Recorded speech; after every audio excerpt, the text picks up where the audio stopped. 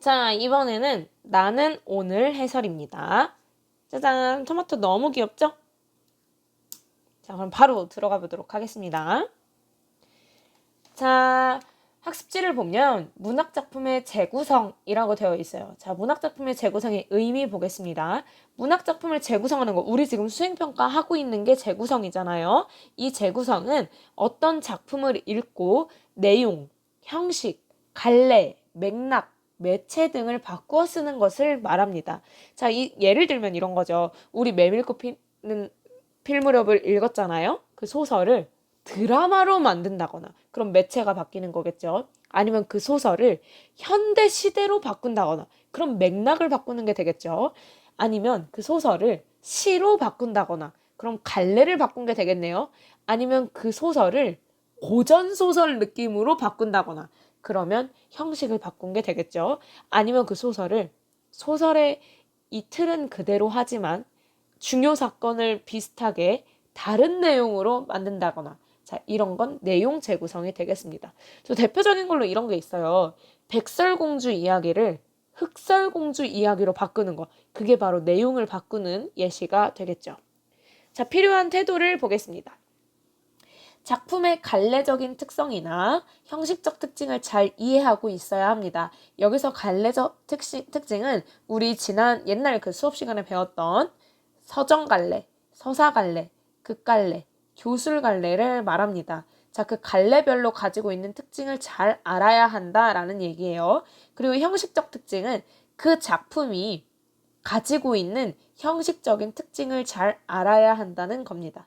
자, 원래의 작품에 담긴 가치관이나 인식에 대해 비판적으로 이해해야 합니다. 선생님이 수행평가를 할 때 여러분 인상적인 장면을 고르고 본인의 생각을 쓰라고 하잖아요. 이것도 비판적으로 그 작품을 바라보는 겁니다.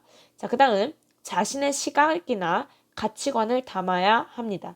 자, 그래서 여러분이 작품을 재구성할 때 내가 고른 인상적인 장면을 바탕으로 나의 가치관을 담아서 내가 필요한 표현 방법을 활용해서 작품을 재구성하잖아요. 이게 바로 이런 태도를 기르려고 하는 수행평가라는 것 알고 있으면 됩니다.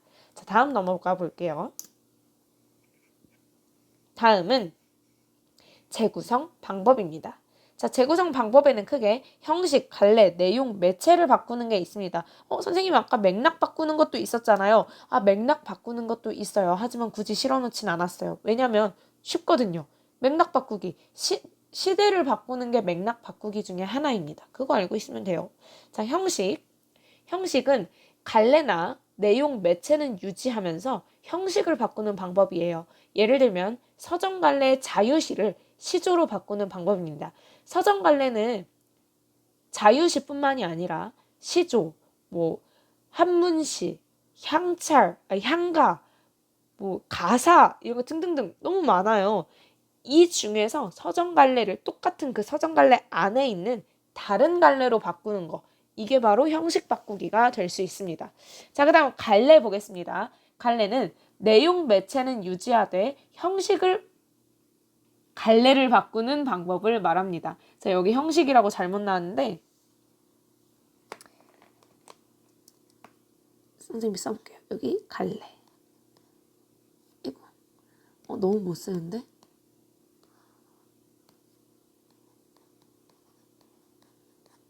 자, 갈래를 바꾸는 방법을 말합니다. 예를 들면 자유시를 서사갈래의 소설로 바꾸는 것, 또는 소설을 시로 바꾸는 것, 또는 소설을 수필로 바꾸는 것, 또는 소설을 대본으로 바꾸는 걸 갈래 재구성이라고 합니다. 자, 내용 재구성은 형식, 갈래, 매체는 유지하되 내용을 바꾸는 방법입니다. 예를 들면 이별의 정안의 서정갈래 시조를 만남의 행복을 담은 서정갈래 시조로 바꾸는 방법. 이때 해당 작품의 형식적인 특징과 갈래적 특징은 유지가 되어야 합니다. 왜? 내용만 바꾸니까요. 자, 그 다음 매체를 재구성하는 방법은 내용은 유지하되 매체를 바꾸는 방법입니다. 예를 들면 인쇄 매체인 시를 시의 내용을 담은 영화로 제작하는 방법. 이게 바로 재구성이 되겠습니다. 자, 그러면 다음 가보겠습니다. 자, 문학작품의 창작 보겠습니다. 창작은 무엇이냐? 여러분이 지금 하고 있는 것도 큰 큰 범주에서 창작에 들어갈 수가 있겠죠. 자신의 생각이나 가치, 의식이 담긴 새로운 문학 작품을 생산하는 활동을 창작이라고 합니다. 우리 학기 초에 그 계약한 설렘을 담은 시를 썼었잖아요. 그게 문학 작품의 창작 활동이 되겠죠. 창작을 할 때 중요한 태도는 스스로를 성찰하고 주체적인 관점, 내가 주인이라는 관점, 나의 생각으로 세상을 이해하며 이를 담으려고 노력해야 합니다. 또 자신의 생각을 잘 전달할 수 있도록 다양한 문학 형식과 매체, 표현법과 구성 방법 등을 활용해야 합니다. 자, 문학 작품을 구현하는 다양한 매체들이 있어요. 뭐가 있냐? 인쇄 매체, 신문, 잡지, 단행본 등이 있고요. 청각 매체, 라디오, 영상 매체, 텔레비전, 영화, 애니메이션, 디지털 매체, 인터넷, 휴대전화 등이 있습니다. 요즘 매체의 구분이 뚜렷해지지 않고 있어요. 이걸 좀 유의하면서 보도록 하겠습니다. 자, 이육사 꽃 재구성 작품 보기는 다음 한번 보겠습니다. 선생님이 이육사 꽃을 가지고 재구성을 한번 해봤어요. 누구한테 시켜봤냐면 재미나이라는 아주 똑똑한 친구에게 한번 부탁을 해보았습니다. 자, 하늘 끝, 비없는 땅, 붉게 피어난 꽃 한 송이, 얼어붙은 툰드라의 제비때를 기다리며 불타는 꽃선 가운데 너를 다시 부르노라. 자, 자유시였던 이육사 꽃을 시조의 형식으로 바꾼 겁니다. 자, 그 다음. 황량한 독재의 계절, 그 어디에도 숨 쉴 구멍은 없었다. 대신은 감으로 쩍쩍 갈라졌고 하늘마저 가로막힌 듯한 절망의 나날이었다. 그러나 그는 포기하지 않았다. 방 한 구석 먼지 쌓인 책상 위에는 붉은 꽃 한 송이가 위태롭지만 당당하게 피어 있었다. 이 추위도 결국은 지나갈 거야. 그는 북쪽의 시린 바람을 맞으며 중얼거렸다. 얼어붙은 땅속에서도 봄을 준비하는 움트는 생명이 있음을 믿었다. 검은 제비떼가 하늘을 뒤덮으며 날아올 그날 마침내 서로를 마주보며 웃을 수 있으리라는 단 하나의 약속. 그는 요동치는 바다 한가운데 우뚝 솟은 거대한 성벽을 떠올렸다. 그곳은 향기로운 꽃들로 가득 차 있었고 사람들은 축제에 취한 나비처럼 자유롭게 춤을 추고 있었다. 그는 차가운 현실의 벽 앞에서 눈을 감고 그 눈부신 미래를 향해 목 놓아 외쳤다. 오늘 나 여기서 너희의 이름을 부르노라. 자, 서정갈래였던 이육사의 꽃을 서사갈래 소설로 재구성한 내용입니다. 자, 다음.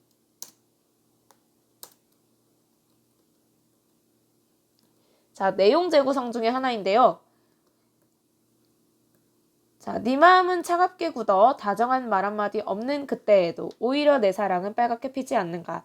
내 가슴을 태우며 쉼 없는 날이여. 시린 네 무관심 속에도 홀로 된 밤은 눈 속 깊이 설레는 마음이 옴짝거려 네가 먼저 내게 다가오길 기다리나니 마침내 저버리지 못할 약속이여. 내 마음 복판 용솟음 치는 곳 너의 미소 따라 타오르는 그리움에는 나비처럼 취하는 회상의 무리들아 오늘 내 여기서 너를 불러보노라. 자, 이육사의 꽃과 달리 이 시는 큰 틀과 표현 방법은 비슷하지만 사랑의 내용을 담고 있어요. 짝사랑의 내용. 자, 이렇게 내용을 재구성할 수도 있어요. 자, 다음은 매체 재구성입니다. 선생님이 제미나이에게 그 시를 주면서 이런 그림이 나오도록 그림을 그려줘 라고 했더니 이렇게 그림을 그려줬어요. 자, 그럼 지금부터 나는 오늘을 같이 보도록 하겠습니다.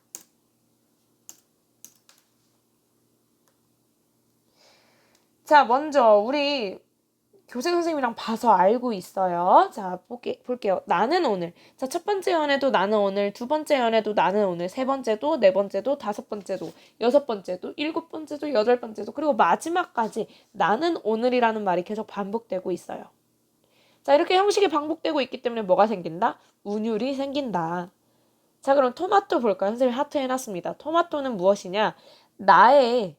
원관념인 나를 표현하기 위한 보조관념이에요. 그런데 우리 직교처럼 뭐뭐처럼, 뭐뭐 같은, 뭐뭐인 듯 이런 표현 방법을 쓰는 게 아니라 A는 B, A는 B. 자, 이런 표현 방법을 쓰고 있어요. 이건 은유법입니다. 그래서 이 하트 있는 이 부분을 보면 은유, 보조관념에 해당이 된다. 자, 여기서 토마토는 나와 공통적인 속성이 있는 대상입니다. 자, 어떤 공통적인 속성이 있냐면 앞으로 걸어도 뒤로 걸어도 꽉 차 있습니다. 자, 무슨 말이냐? 나는 앞뒤가 똑같은 거예요. 근데 앞뒤가 똑같은 거 뭐 있지? 앞으로 읽어도 토마토, 뒤로 읽어도 토마토, 토마토잖아 라고 생각해서 토마토를 보조관념으로 가져온 겁니다. 자, 그 다음 있었다 볼게요. 선생님이 있었다도 체크해 놓은 이유가 있어요. 왜? 연들을 전부 다 보면 얻다, 아따와 같은 어미를 활용해서 반복을 하고 이 반복을 통해서 리듬감, 운율을 형성하고 있어요. 이거 알고 있어야겠죠? 자, 그러면 1년의 내용을 정리하면 이렇게 정리할 수 있겠네요. 토마토처럼 앞뒤가 같고 꽉 차 있는 나. 이 나를 표현하려고 토마토를 가지고 왔다. 자, 그 다음 나는 오늘 나무. 여기도 나는 오늘. 아까 똑같죠? 나무 볼게요.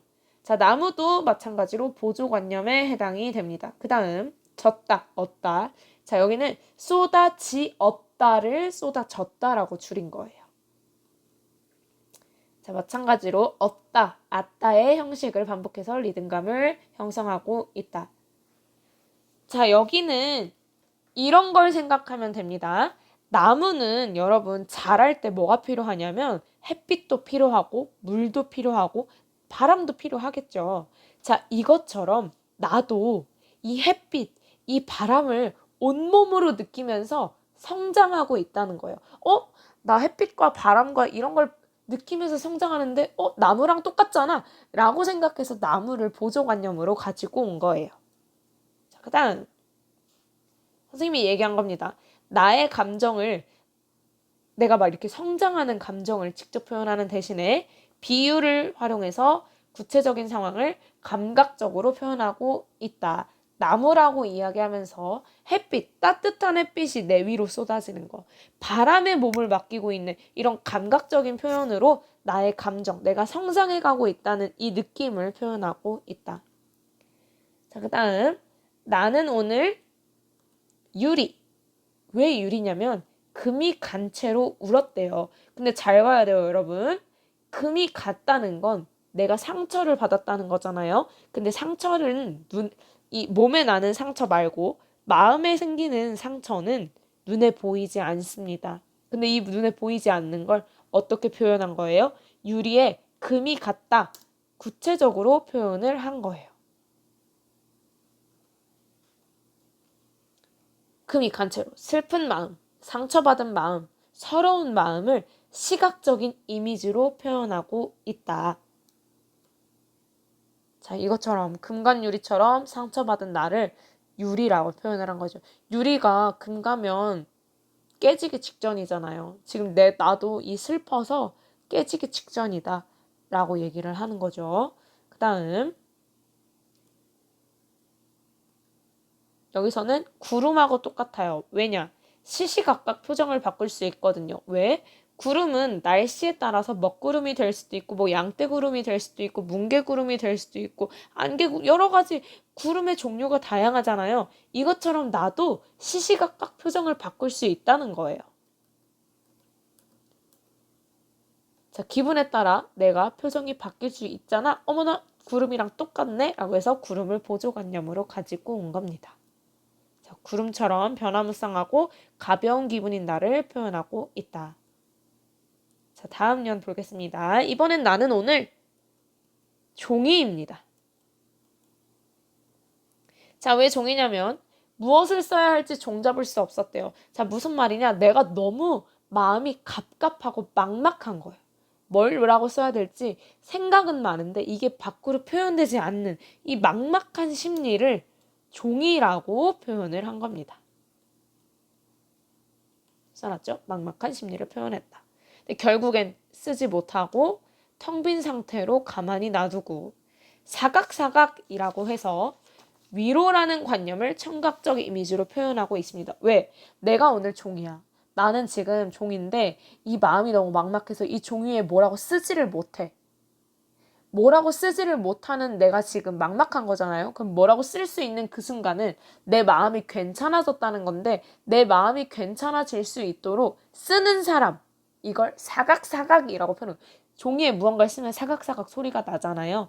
그걸 이렇게 표현을 한 겁니다. 그러니까 결국에는 위로는 눈에 보이지 않는 거, 들리지 않는 건데 위로 자체는. 근데 이 위로라는 관념을 사각사각이라는 의성어를 활용해서 청각적 이미지로 표현을 하고 있는 겁니다. 자, 그럼 오연의 내용을 정리하자면 텅 빈 종이처럼 막막함과 외로움을 느끼는 나를 종이라고 이렇게 표현을 해놓은 거죠. 자, 그 다음 나는 오늘 일요일, 내일이 오지 않길 바랐다. 왜? 왜? 내일은 무슨 요일이니까? 월요일이니까. 자, 여기 내용 정리하면 간단하죠. 일요일을 보내는 사람의 마음처럼 내일이 오지 않기를 바라는다. 내가 왜 내일이 오지 않았으면 좋을까요? 내일이 온다는 거에 대한 두려움이 있기 때문이겠죠. 자, 다음. 나는 오늘 그림자. 내가 나를 끈질게 따라다녔다. 이 그림자라고 해서 진짜 나의 분신이 나를 따라다니는 게 아니라 내 마음속에 있는 무언가, 그림자는 어두운 색깔이니까 내 마음속에 있는 어두운 무언가가 나를 계속 따라다녔다라는 그 말이거든요. 자, 해석을 해보자면 그동안 잘못한 일에 대한 생각을 떨칠 수 없는 모습, 자책하는 모습, 또는 무언가 잘못했던 거, 이런 것들이 나를 따라다닌다고 시각적 이미지로 표현을 한 겁니다. 자, 그림자처럼 떼어낼 수 없는 과거의 잘못들로 괴로워하는 걸 표현을 하고 있는 겁니다. 자, 그 다음 나는 오늘 공기. 자, 왜 공기냐면 네 옆을 맴돌고 있기 때문이에요. 그런데 어떻게? 아무도 모르게. 우리 공기가 우리 주변에 있지만 우리가 이걸 알아차리거나 느끼거나 이렇게 하진 않잖아요. 자, 이런 것처럼 내가 네 옆에 있긴 한데 공기처럼 있는 듯 없는 듯 있었기 때문에 공기라고 표현을 한 거죠. 그리고 또 그 밑에 행을 보면 아무도 모르게 너를 살아있게 해주고 싶어서. 공기는 늘 항상 우리 주변에 있고 우리는 그 공기를 맡으면서 공기를 가지고 살아가고 있잖아요. 이것처럼 나도 아무도 모르게 네 옆에 있는 듯 없는 듯 널 살아가게 해주고 싶어. 그래서 내가 공기야 라고 표현을 한 거죠. 자, 1번을 읽었을 때 네 옆을 맴돌고 있었다. 아무도 모르게. 자, 이렇게 도치법으로 읽었을 때는 공기와의 공통점을 찾아본다면 보이지 않지만 너의 주위에 있는 게 공기와의 공통점이 될 거고요. 자, 아무도 모르게 너를 살아있게 해주고 싶었다. 에서는 알아주지 않아도 너에게 도움이 되고 싶었다. 라는 의미를 가지고 있다. 자, 그래서 8년은 보이지 않는 공기처럼 좋아하는 대상을 살아있게 해주고 싶은 나의 마음을 표현한 것이다. 자, 8년엔 특이점이 있습니다. 네 옆을 맴돌고 있었다. 아무도 모르게. 아무도 모르게 너를 살아있게 해주고 싶었다. 앞행과 뒤행을 모두에 연결해서 읽을 수 있다라는 거. 자, 그럼 마지막 연유입니다. 나는 오늘 토마토. 자, 네 앞에서 온몸이 그만 붉게 물들고 말았다. 여러분, 이거 알아야겠죠? 왜 붉게 물들었을까요? 내가 마음이 어떠니까? 너를 좋아하니까. 너를 좋아하는 마음이 있으니까 몸이 막 빨갛게 물들은 거겠죠? 자, 그래서 이 부분은 너에 대한 호감을 시각적으로 표현한 부분이다. 자, 이거 알고 있으면 됩니다. 자, 그리고 추가로 하나 더 알고 가죠. 자, 이 시는 교생 선생님께서 수미상관 구조가 아니에요 라고 했는데 이 시는 수미상관 구조가 맞습니다. 대신 앞에 어떤 말이 추가돼야 돼요. 어떤 말이냐? 변화된 수미상관 구조다. 이거 알고 있어야 합니다. 선생님이 써볼까요? 변화 또는 변주된 수미상관 구조이다. 자, 여기서 변화, 변주됐다는 건 무슨 말이냐? 1년과 마지막 년이 아예 똑같진 않다는 거예요. 비슷하긴 한데 뭔가 바뀐 게 있어. 자, 그래서 앞에 이 말이 꼭 들어가야 돼요. 변화된, 변주된 수미상관 구조이다. 자, 이거 알면 나는 오늘도 끝입니다. 자, 여기까지 수업 듣느라 고생했고요. 질문이 있다면 월요일에 선생님을 찾아오기 바랍니다. 모두 모두 고생했어요. 빠이빠이.